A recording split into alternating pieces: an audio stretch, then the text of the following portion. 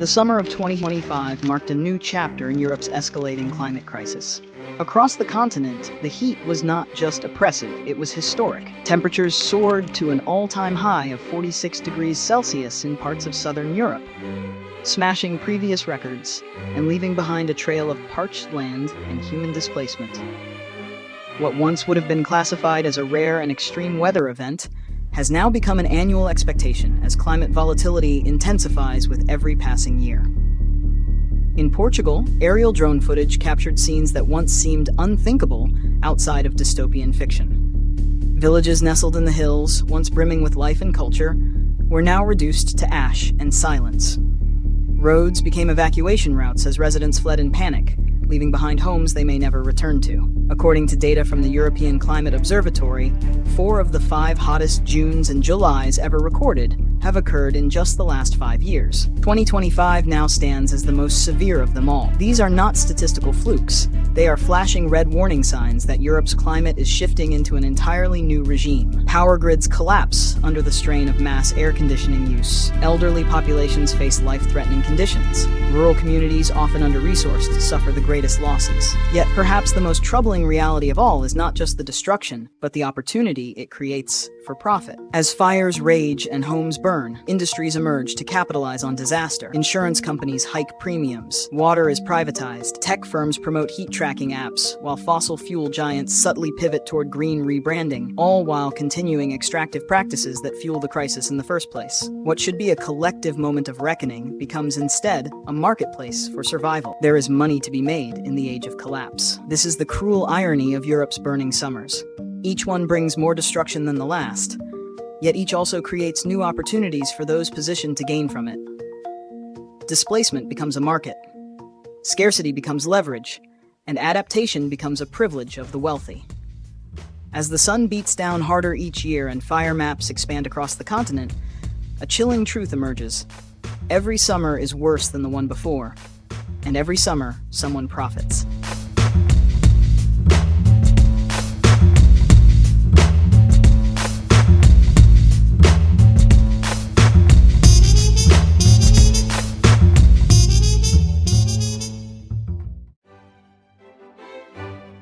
In the aftermath of disaster, after the flames have died down, the floods have receded, or the wind has stopped howling, millions turn to a familiar name for relief: their insurance company.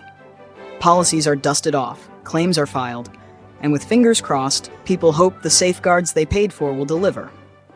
But there is an illusion at the heart of this process, one few policyholders ever stop to question. Despite the logos, the marketing, and the promises of protection, most insurance companies aren't actually carrying the full weight of your risk. In fact, in many cases, they're not carrying much of it at all. This is the hidden architecture of modern finance, the insurance illusion. At first glance, the system appears straightforward. You pay monthly premiums to your insurer in exchange for a promise.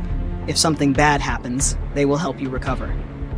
But in reality, insurers are often just the middle layer of a much deeper hierarchy. Behind the scenes, they pass most of the financial risk upstream to a set of powerful and largely invisible institutions: reinsurers. Meet Munich Re, Swiss Re, and Hannover Re. These 3 companies are not household names, yet they dominate the global reinsurance market. While most people have never interacted with them directly, they effectively sit at the very top of the insurance food chain. Their influence is profound, quietly shaping the rules of engagement between you and your insurer. When you buy an insurance policy, whether for your home, your business, or even your health, it's highly likely that some portion of your risk has already been repackaged and sold to one of these reinsurance giants. To understand how it works, imagine a simple flow. You, the policyholder, pay your premium to the insurer, who then buys a backup policy from a reinsurer. That reinsurer is the one holding the real risk in the event of catastrophic losses. This system allows your insurance company to limit its own exposure, reduce volatility, and cover more customers than it ever could on its own. But the implications go further. Because reinsurers shoulder such enormous pools of global risk, they wield immense power over the terms of coverage. They are not merely financial safety nets, they are market gatekeepers. Through their pricing models and risk assessments, reinsurers effectively set the tone for the entire industry. They influence how much your premiums cost, what your deductible will be, and, perhaps most crucially, what is excluded from your coverage. When wildfires become more frequent, or flooding risk surges in a particular region, it's often the reinsurers who first raise the red flag. That signal ripples down through insurers and ultimately reaches you in the form of higher rates or outright denial of coverage. This centralized power is rarely discussed outside industry circles, yet its impact on the average consumer is profound. In a time of accelerating climate risks, reinsurers are quietly drawing the lines between who is protected and who is left vulnerable. In some parts of the world, entire zip codes are being redlined, not by governments, but by data-driven models designed in corporate offices in Munich or Zurich. And so the illusion continues. You may believe you are dealing with a local company that understands your needs. You may even feel a sense of trust. But behind every policy lies a complex web of global finance that determines how, when, and if help ever arrives.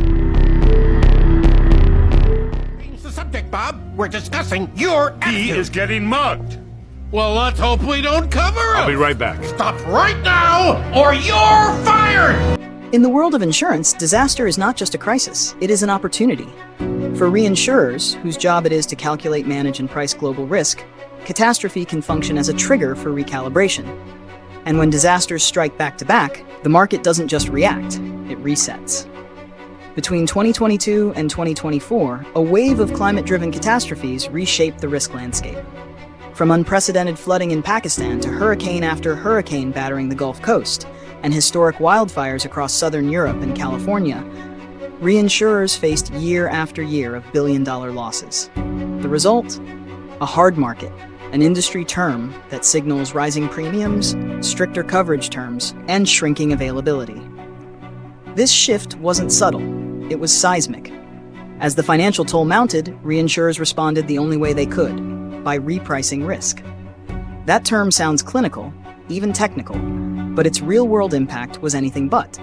In practice, it meant that virtually every form of insurance, from homeowners coverage to commercial property protection, became significantly more expensive and harder to obtain. By 2024, global reinsurance capacity tightened. Reinsurers, once eager to write policies, became selective. Higher deductibles, narrower terms, and long lists of exclusions became the new normal. For the average policyholder, it wasn't just sticker shock, it was a wake-up call. This era of massive cost increases came to be known as the premium shock. Entire sectors felt the squeeze. Coastal homeowners saw insurance rates double or even triple if coverage was available at all. Small businesses, especially those in fire or flood-prone areas, faced impossible choices. Pay sky-high premiums, self-insure, or close shop altogether. Even large corporations, once seen as too diversified to worry, found themselves renegotiating terms under far harsher conditions. And throughout it all, reinsurers maintained their stance. The risk had changed, and the prices had to reflect it. By early 2025, there were cautious whispers of relief. Industry reports suggested a moderation in rate hikes. On paper, premiums were no longer climbing at breakneck speed. But for many, that moderation was more illusion than relief. Yes, prices had dipped slightly, but only after reaching astronomical highs. Even with the so-called softening, most policyholders in 2025 were still paying 50 to 60% more than they were before 2023. As one analyst put it, prices are down, but from the stratosphere.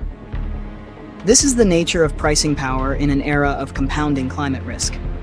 The baseline doesn't return to normal, it resets at a higher level.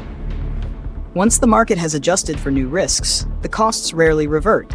Instead, they establish a new floor for what it costs to feel safe, or at least to feel insured. What's more, the reinsurer's grip on the system remains firm. Because they operate globally, their decisions ripple outward, affecting national insurers, local brokers, and ultimately individual consumers. The hard market may eventually soften in name, but the effects of these years, 2022 through 2025, will linger. They have redefined the economics of disaster. And in this redefinition, we find a troubling pattern. The more destruction the world faces, the greater the justification to raise prices. Disaster becomes not just a trigger for loss, but a lever for power. While headlines focused on displacement and destruction, balance sheets in the reinsurance world told a very different story, one of record-breaking profitability. In 2025, Munich Re posted a staggering profit of 5.7 billion euros, while Swiss Re followed closely with $3.2 billion in net earnings. These weren't outliers. They were the highest returns either company had recorded in over a decade. Yet what makes these figures more striking is the context. They came amid some of the most costly years for natural disasters in recent memory. From the outside, it appeared contradictory. How could firms tasked with covering global catastrophe risk be raking in profits while the planet burned? The answer lies in the finely tuned mechanics of the capital playbook. Reinsurers, unlike traditional insurers, operate with immense flexibility and global reach. When disasters become more frequent and more expensive, they don't simply absorb losses passively. Instead, they adjust the rules of the game. They limit their exposure by capping capacity, meaning they offer fewer policies or reinsure less risk. By 2025, reinsurers had mastered the optics. While the world was asking, how do we survive this? They were answering, how do we price this? And in that quiet transformation lies the most uncomfortable truth of all. The chaos that threatens to unravel society has become a business model. Highly sophisticated, ruthlessly efficient, and, for now, immensely profitable.